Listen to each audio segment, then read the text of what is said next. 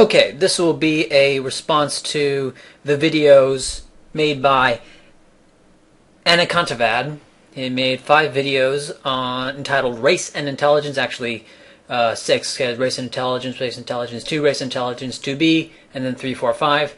And I've so far only watched Race Intelligence 2 and 2B, and if the remainder of the videos are like 2 and 2B, then I should be able to do this pretty quick in a single, perhaps 10-minute video. First, in Race Intelligence 2, he talked about the behavior of the Chinese state and the Chinese society and things like that. Now, the thing is, I and Rushton, Jensen, Murray, I don't know anyone else who would talk about the arc of history as being a result of or purely a result of the cognitive characteristics of certain populations. For example, we can look at the lack of what we call civilization formation, able to produce a food surplus, which will allow people to engage in agricultural labor, which they can become artisans and miners and smiths and stuff, and congregate in cities, creating civilization. Why this did not occur in Africa? Well, because you couldn't have a food surplus. Why couldn't there be a food surplus in sub-Saharan Africa? Well, because there's lack of domesticatable animals and a lack of fertile soil. Lots of erosion in sub-Saharan Africa. Areas where there were not as much erosion were all forested, and as soon as you chop down the trees, all the nutrients were all in the trees. So there was a lack of land for civilization to form in sub-Saharan Africa, and that is why I would describe a lack of the formation of civilizations in sub-Saharan Africa. There were some, but not on the same scale as in Asia and later on in Europe. And why later on in Europe? Is that because Europeans are stupid? No, it's because in Europe there was a lack of highly concentrated, fertile, year-round land. For example, in the Nile, it was fertile year-round. It was highly concentrated. And while France, for example, overall is probably, as far as I know, far more fertile than Egypt is overall, however, it's not concentrated. A single farmer out in the middle of somewhere in France couldn't produce a really heavy surplus, whereas someone in Egypt could produce a really heavy surplus on highly concentrated, highly fertile land. And so food surpluses first came in areas like Egypt, in all the river valleys and mountain valleys in the Americas, before in Europe. So this thing where we talk about civilization is incredibly complicated and has a lot to do with the environment, not to do with the cognitive characteristics of the individuals. And the behavioral patterns of East Asians, does that have to do with IQ? For example, we look at the Chinese state behaving in what we now look, with 20/20 hindsight, as in a very stupid way. But is that a result? What is that a result of? Is that a result of these people having low brain power, or is that a result of this group of people somehow, for whatever reason, evolving to have a more conformist behavioral pattern, and being more likely to conform to the popular dogmas of the day? One of the dogma being that China is unstoppable and China cannot be defeated. The celestial emperor is the son of heaven, right? All those things. So, I don't know who Anakantavad is talking about the trajectories of states. I don't know who makes this kind of argument, who says that we know that the races are of different innate cognitive capacities because the states and cities in these areas, which were populated predominantly by certain races, or almost entirely, virtually entirely, in the periods they're talking about, by a single race, that this then proves that this does not show. This is not an argument. This is not an argument I would ever make. And then he goes on to say, well, what if you collected IQ data back then? And there's IQ data, and you collected IQ data on the Chinaman back then. What would that IQ data show? Well, I don't know. I believe there was skull size data, cranial capacity data, collected by Morton, and it showed the Chinese cranial capacity to actually be slightly smaller. But we also know that Chinese people, just in general, their bodies were a lot smaller and actually grew quite a bit from 1950, something really considerable, something like 4 inches on average from 1950. So there's some nutrition in play. It appears that there is a nutritional factor in play that causes people to have just a smaller body, and part of the scaling down of the body from a lower input of nutrients would include the crania. So that's how I explain that. None of this really argues against a somehow innate racial difference between these groups. What we have today is a lot better than what we had back then. And that is, for example, we can take a look at Koreans adopted in Belgium, right? Several of which were hospitalized for malnutrition before being sent over to Belgium and being sent over to the United States, I believe, either the United States or Canada. Do not recall. But basically, these children adopted in these countries performed on average, at the East Asian mean, like a few points, 5 to 6 points above that of Europeans, despite being raised from infancy as in a European society, not having this Korean culture. So that's something we can look at. That's something we have today that did not exist back then. And, you can also look at a lot of things from the past and try to tie this, tie modern ideas about human evolution to the mistakes of the past and say, look at the mistakes that these old people made. These people follow that tradition, so let's smear them with this old mistake. All right, that's enough in this video. Okay, the next video that Anacontavad made in the series, Race and Intelligence 3, was basically talking about Japan and how Japan's response to the European invaders and colonizers was markedly different from that of Japan. In fact, different from that of China, based on the history of Japan as being a state which was vulnerable to foreign powers. Mongolia being one in the entire history, China being one. Whereas China had a history of being a perpetual superpower, and so that the idea that they could be conquered never really came up as a possibility. Whereas to the Japanese, it was recognized as a distinct possibility, which caused a difference in the reaction of their state, and perhaps their political culture was different as well as a result of perceived Japanese vulnerability as opposed to perceived Chinese invincibility. And my criticisms of these kinds of arguments, quote unquote, I'm the same. Everything I said about the inferring these kinds of gross population traits based on the historical actions of states and the historical rise of what we call civilizations is erroneous, and I already went over that, and I don't need to go over that here, so I can basically skip Race Intelligence 3 and go on to Race and Intelligence 4. Now, he starts off by saying, we don't know how intelligent people are, we only know their behavior. We only see what they're doing, we don't know the underlying causes.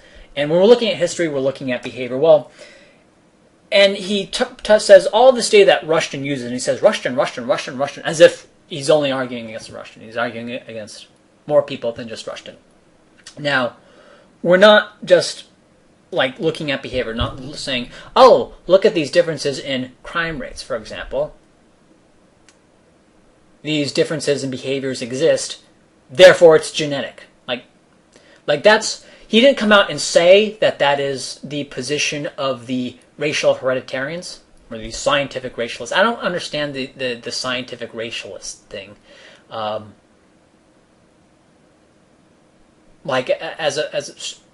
Don't use science? Like what is he saying? Like, as opposed to, I'm not going to use science, I'm just going to sit here and bellow out my opinions as I pound my fists on the desk. Like, I don't know. Like, this kind of thing is like calling you, I mean, I could call you a scientific evolutionist to say, oh, you're trying to garb your opinions in the clothing of science. Like this is inherently a scientific issue. This is, at least an empirical issue. It is inherently. So I don't know why he keeps using that. It's a redundant term. The issue is a scientific issue. So there's no real reason to call it that. Okay. I got derailed there. Okay, but we're not just looking at the behavior of various populations and then saying that behavior is genetic.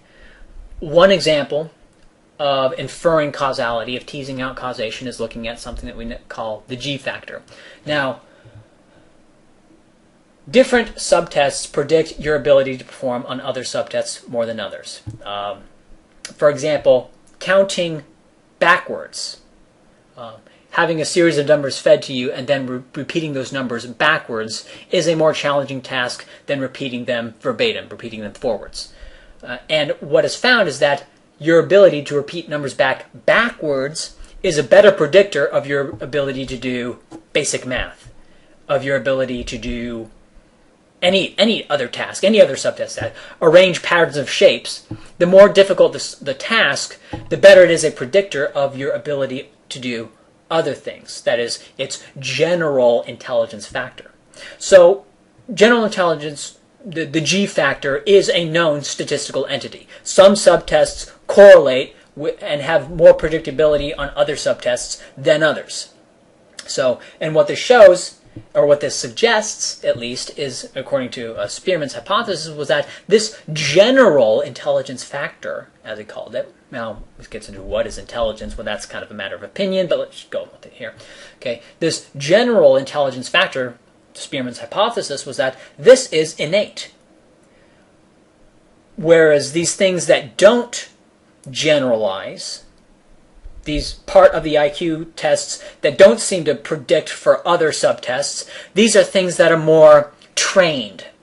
That is, you can be trained to do this specific thing, but once you know how to do the specific thing, that doesn't mean you have underlying greater intelligence that is going to make you be more able to quickly learn a new task, right?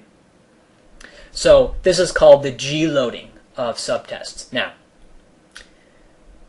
Russian and Jensen looked at twins, and they looked at the G loading on various IQ tests for twins reared apart, reared in separate environments. And what was found is that the magnitude of the IQ gaps between identical twins reared apart anticorrelated at about 0.86. And I'm just going off the top of my head here. Okay, they anticorrelated at about 0.86. Now, one thing to keep in mind is that your own correlation with your own IQ, that is, if you take an IQ test at 2 different times, that correlation between the two scores is only about 0.87. For the same person, taking the IQ test at like 2 different times, like within the same month or something. Okay, so you divide 0.86 by 0.87, you get an almost perfect anticorrelation. Okay, so basically, what we have in identical twins reared apart in the twin studies on the G factor, that is very strong evidence that G does stand for general intelligence factor, but it also confirms Spearman's hypothesis that this G, this general intelligence factor, can also stand for genetic intelligence as well. The G can stand for general or genetic, according to Spearman's hypothesis, which has been upheld. So we have that in the identical twins reared apart study, an almost perfect anticorrelation. The higher the G loading, and according to Spearman, the higher the genetic loading, the less the gap is between identical twins reared apart. On the opposite side, we know that the G loading of a subtest positively correlates with the magnitude of the black-white IQ gap within the United States, within samples collected within the United States at about 0.81. Okay, whereas twins, the anticorrelation is about 0.86, between whites and blacks as a group, the anticorrelation is about 0.81. Or excuse me, the positive correlation is about 0.81. Okay, and you divide 0.81 by 0.87, and you get something like, I did this before, it gets like 0.93, and that squared is like 0.89. Right, which is evidence that if we take the G factor as a purely, as a completely true, truly being genetics, then we would say that the black-white IQ gap within the U.S. is about 90% attributable to genetics, if we take the G factor as being purely a genetic thing. So Um, and another way of saying this is that is subtest heritability. That the subtest heritability between identical twins reared apart anticorrelates at about 0.86 with their magnitude, and positively correlates at about 0.81 between the black and white magnitude on the IQ test. So that's very strong evidence, and if you understand the G factor, you understand that the G factor is a very big deal. This factor analysis stuff is very powerful, and a lot of people don't understand it. They don't understand the G factor. It's not very complicated.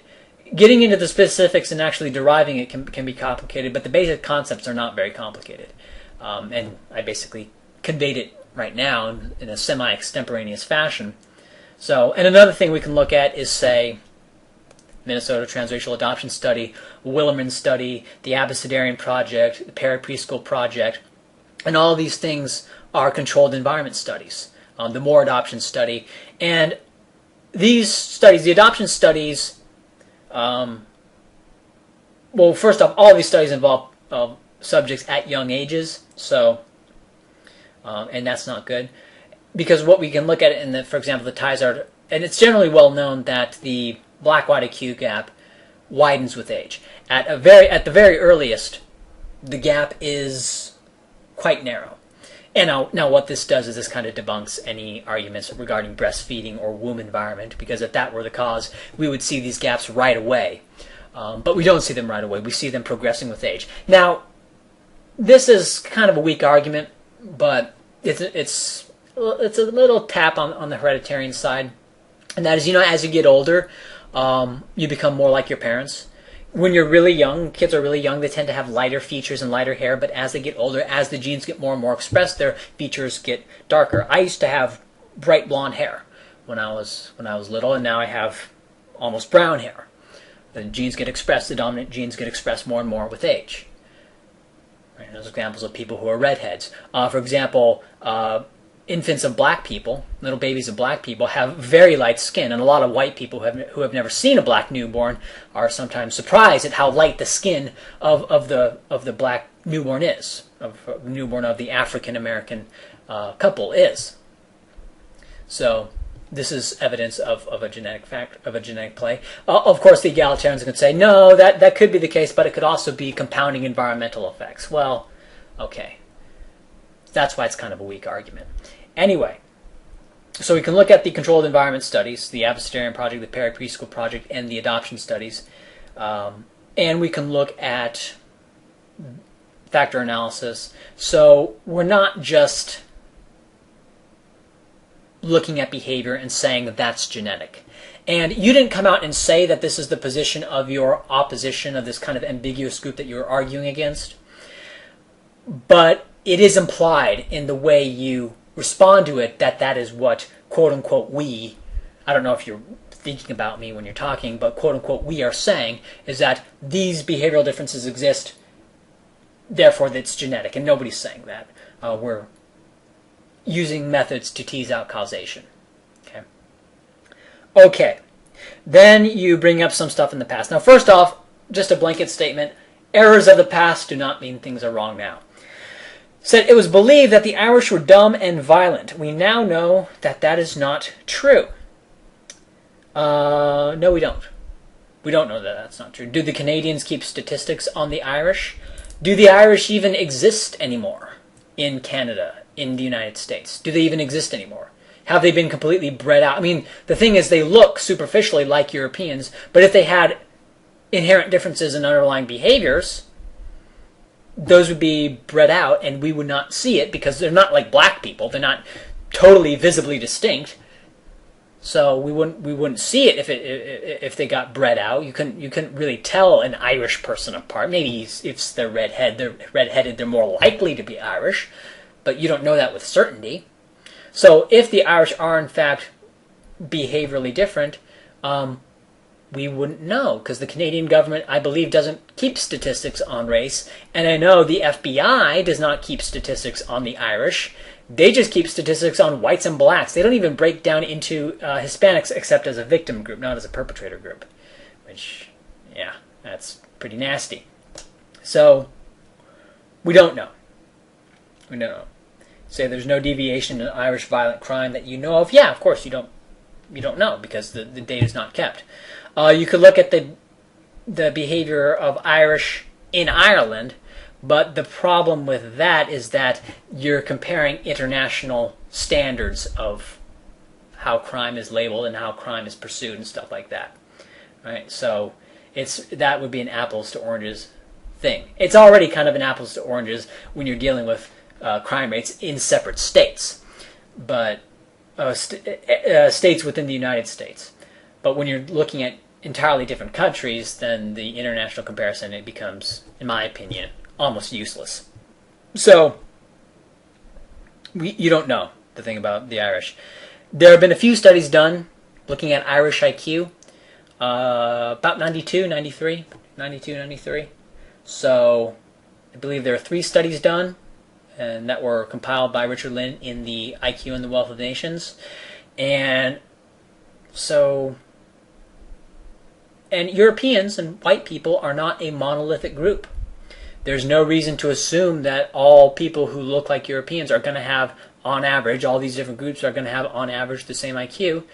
Certainly the individuals don't. Certainly the individuals are not inherently or genetically the same. So why would we assume Hungarians and Bulgarians and Romanians and Germans and Dutch and Danes and Swedes and Irish and Scots and Picts all to be the same? There's no reason to assume all these people to be the same. Now, they look kind of the same, and I would attribute that to having evolved in similar environments.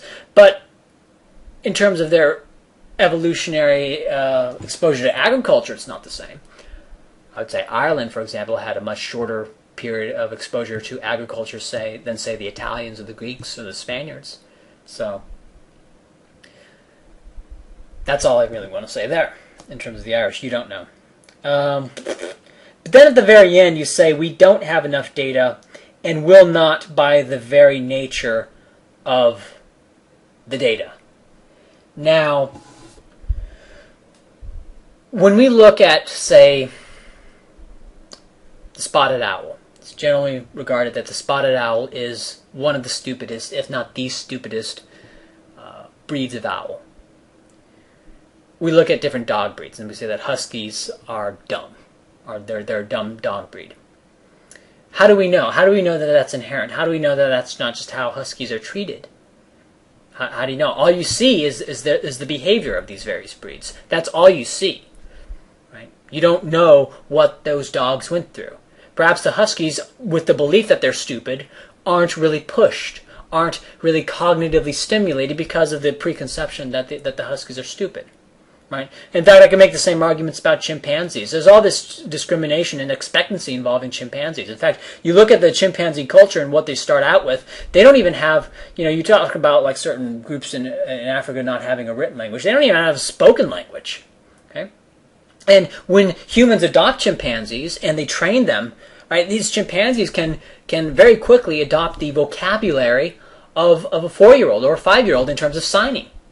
Right? And they even make new words, like, for example, words that they were not taught. For example, chimpanzees will combine water and the word for water and melon, or liquid melon, right? Basically come up with new words. Chimpanzees knowing how to conjugate. Or is that conjugation? Or I don't know. I suck at grammar, and I definitely suck at actually labeling the parts of speech and stuff like that. But yeah. So we can see radical improvement in chimpanzee intelligence as we perceive it in response to environmental interventions. So what does that mean? So do we have enough evidence, do we have enough data to show that the differences between humans and chimpanzees are innate?